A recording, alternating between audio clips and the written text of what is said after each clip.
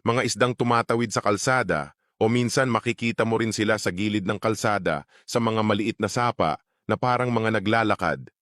Bawat taon, tuwing panahon ng pangingitlog, ang mga salmon ay naglalakbay mula sa dagat pabalik sa mga ilog kung saan sila ipinanganak. Sa kanilang mahabang paglalakbay, kailangan nilang daanan ang mga ilog at sapa na minsan ay tumatawid sa mismong mga kalsada. Kapag mataas ang tubig, makikita mo sila na parang mga isdang naglalakad, tumatawid mula sa isang gilid ng kalsada papunta sa kabila. Isang bihirang tanawin ito na talagang nakakabilib at nagbibigay ng kakaibang koneksyon sa kalikasan. Pero bago ka mag-isip na huhulihin mo na lang sila, mag-ingat.